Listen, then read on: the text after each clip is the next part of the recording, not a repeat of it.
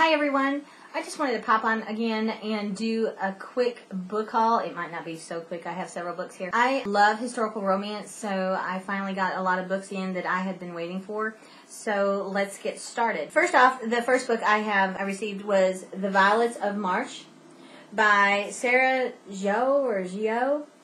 I've actually read this already. It's pretty thin. It is really, really good. I enjoyed it immensely. It's not historical romance. This is contemporary romance, and I don't normally read that type of stuff, but the mystery involved and the family secrets, it was pretty good. I recommend this highly to anyone who loves a little bit of mystery and a little bit of romance in there. It's really good.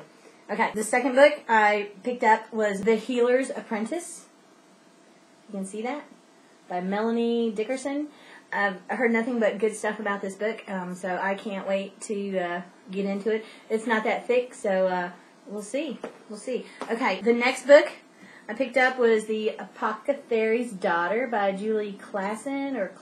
I hope I'm saying her name right. I've actually already read this book. I had it on my Nook, but I loved it so much that I wanted to go ahead and get the paperback as well. It is a really, really good book. It's historical romance. I know it's considered Christian romance, but let me tell you, oh my gosh, it's fantastic. It may not have all those sexy bits or anything like that in there, like a lot of Julia Quinn's books and Karen Hawkins and Sabrina Jeffries. This, if you love the story, it's fantastic. I love Julie Klassen. She's really great. The next book I got of Julie Klassen's is The Girl in the Gatehouse. I've read this on my Nook also when it first came out, but I went ahead and ordered the actual book because I do want to get all of her books. This is really good.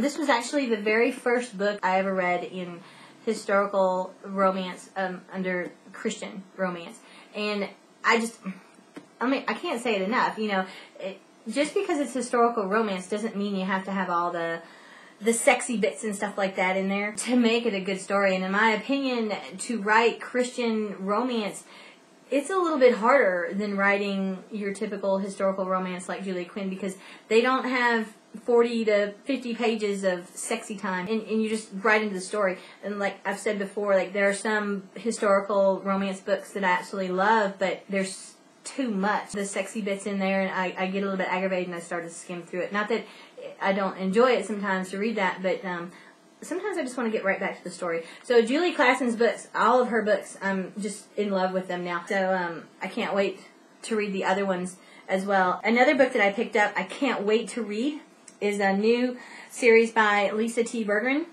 This is called Glamorous Illusions. She wrote the River of Time series, Waterfall, Cascade, Torrent, Bourne, and Tributary. This is also considered Christian romance, just like the River of Time series.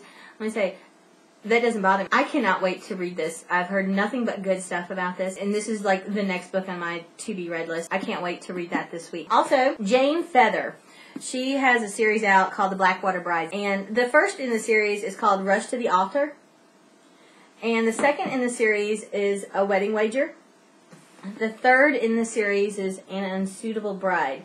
Now, a lot of times when books come out, if it's like a second or a third in a series, I'll wait till they all come out before I read them, because it just kills me, gosh, to wait on books. I just want to read them all straight through. And these sound really good. It sort of puts me in mind of Sabrina Jeffries' Hellions of Halstead Hall. But this is an uncle that is forcing his 3 nephews to marry a fallen woman, because he was denied marrying the woman that he loved, and she was a fallen woman. So I can't wait to see how this turns out. And if they don't marry under those rules, then they do not inherit any money. I can't wait to read these. These sound really, really yummy.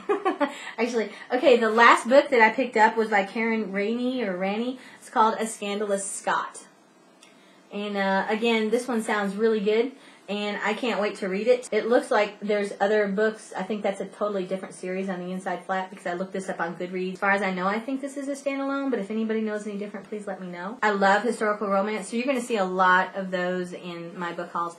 I can't say enough about them. I just love them. All right, well, I hope you've enjoyed my book haul, and you have a great week. We'll talk to you later. Bye.